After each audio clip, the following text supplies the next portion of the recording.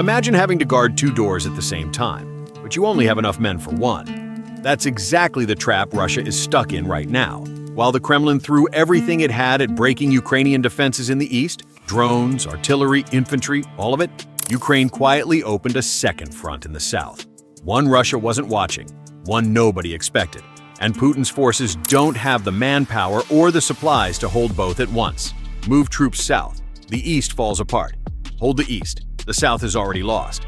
It's a brilliant trap, and it has already cost Russia 590 square kilometers of territory it is never getting back.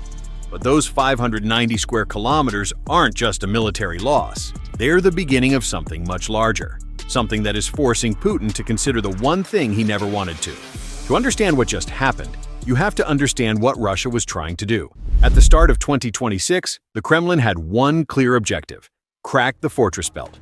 The fortress belt is a 50-kilometer chain of fortified Ukrainian cities stretching across Donetsk Oblast, Sloviansk, Kramatorsk, Drushkivka, Kostiantynivka. These aren't just towns. They are Ukraine's most heavily defended positions in the entire east, fortified since 2014, reinforced with concrete barriers, underground bunkers, and drone networks that make every meter of advance cost Russia dearly. Russia had been trying to reach them for 2 full years. After capturing Avdiivka in February 2024 and Pokrovsk in late 2025, the Kremlin believed it had finally set the conditions. The next step was the fortress belt. Break it, and the road west toward Kharkiv, Dnipro, and Zaporizhia opens up. That was the plan. By March 2026, ISW confirmed Russia had launched its anticipated spring-summer offensive. They hit the fortress belt from multiple directions, through the Lyman axis, the Kramatorsk axis, the Kostiantynivka axis. They launched over 8,000 drones in April alone, the highest monthly total in the entire war. They were all in, and yet even ISW said it in March. Russian forces are unlikely to seize the fortress belt in 2026. The reason?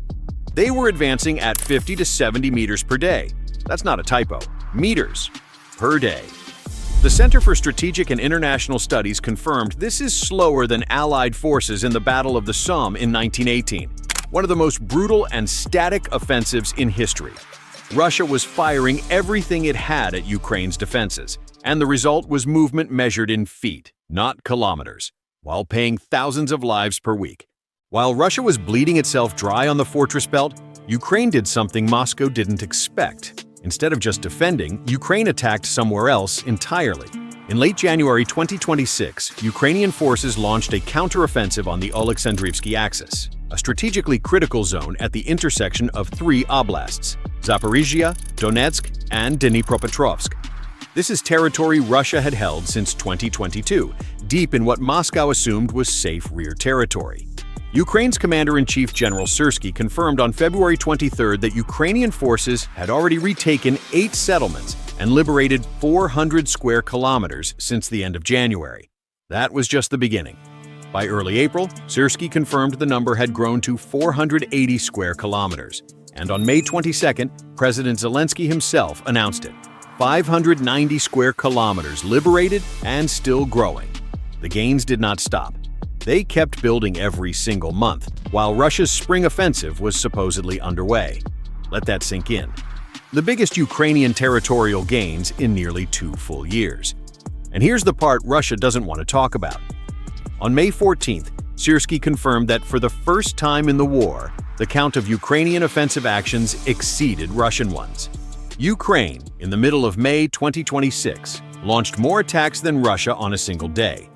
The country the Kremlin expected to be on its knees was now on the offensive. Now, some people are going to say 590 square kilometers, okay, but Russia still controls 110,000 square kilometers of Ukraine. What does 590 really mean? Everything. Those 590 square kilometers mean everything. Here's why. The Oleksandrivsky axis and the broader Zaporizhia-Dnipropetrovsk front is not random territory.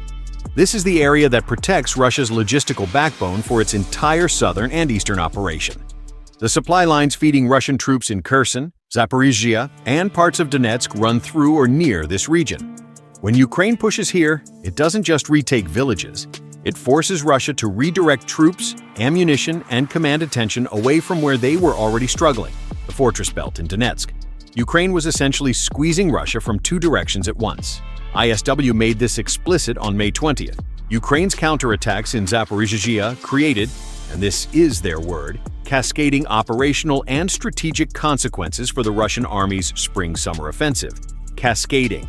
One breach in the south doesn't just affect the south. It reverberates through Russia's entire operational plan. And consider this.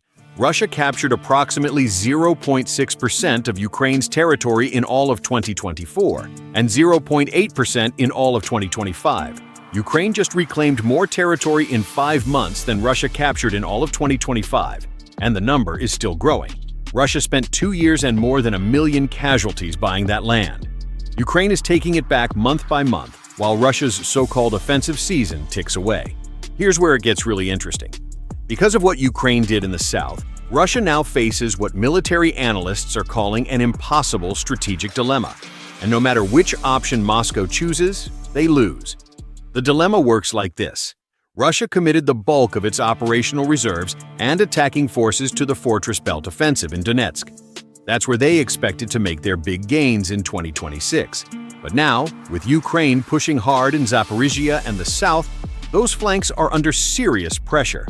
To defend the south, Russia needs to move troops, specifically the kinds of trained assault units they've been building up for the Donetsk offensive. But if they move troops south, they weaken the Fortress Belt push. And if they weaken the Fortress Belt push, the offensive that's already advancing slower than World War I trenches slows down even further, or stops entirely. ISW reported on May 20th that Russia is already being forced to choose between reinforcing its southern flank or sustaining its spring-summer 2026 offensive. That's not Ukrainian propaganda. That's the assessment of the most respected independent military think tank in the world. There's a deeper structural problem underneath all of this. Russia's own military bloggers have been writing about it for months. Moscow simply does not have enough reserves to fight on multiple axes simultaneously. ISW describes Russia's manpower situation as unsustainable, unable to simultaneously rebuild battlefield losses and generate the strategic reserves needed for decisive offensive operations. Think about that.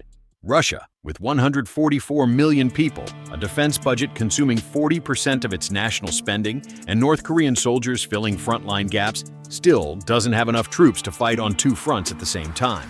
And the human cost of this structural failure is staggering.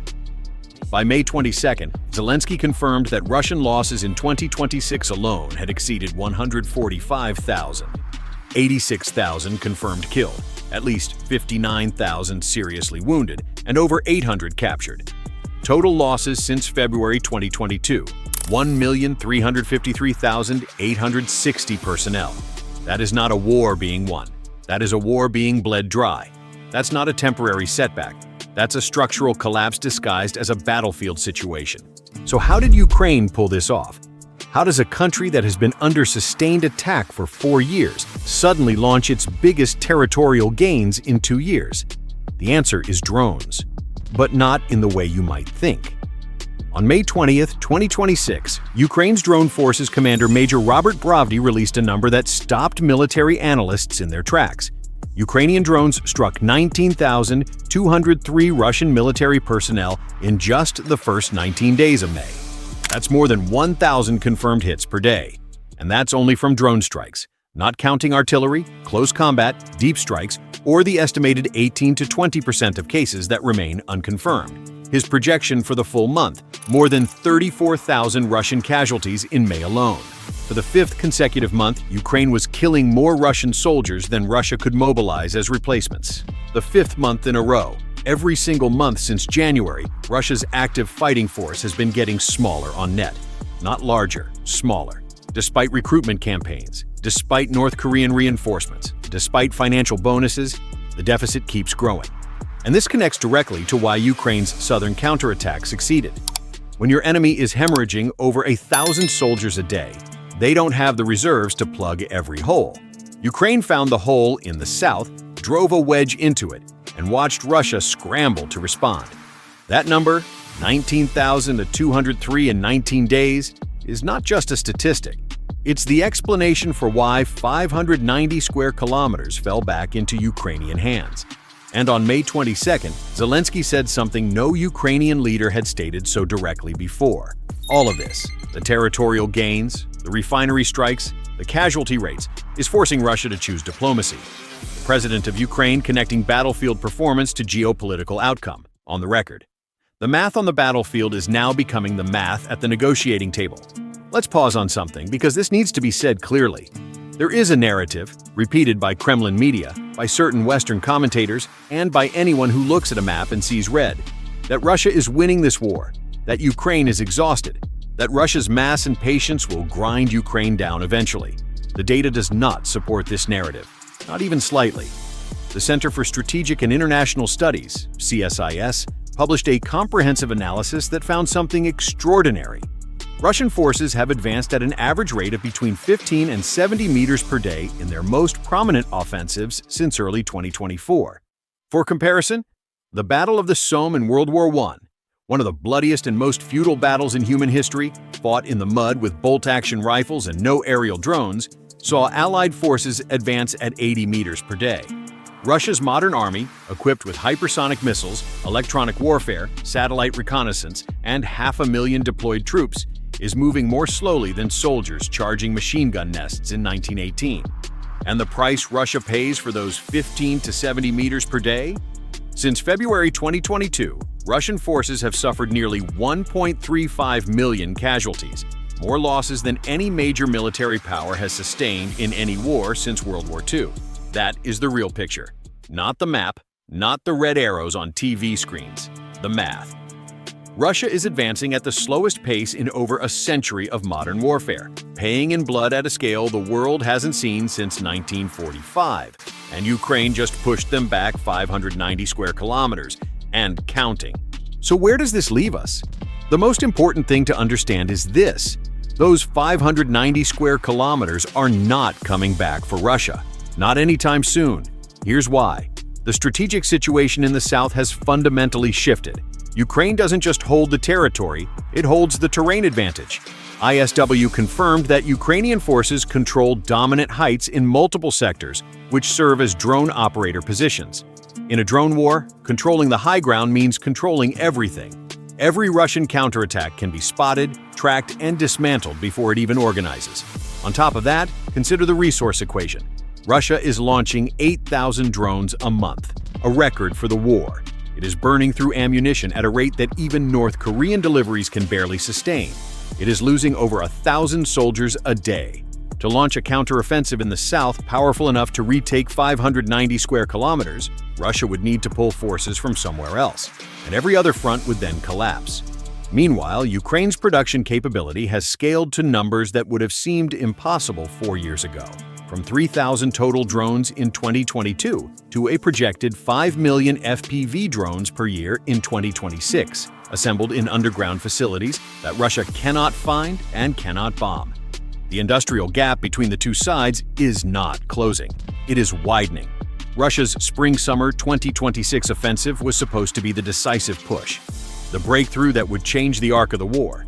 Instead, it stalled before fortified cities, moved slower than World War I trenches, and watched Ukraine gain 590 square kilometers, with the number still climbing, right in the middle of Russia's so-called offensive season. That is not a tactical setback. That is the collapse of an entire strategy.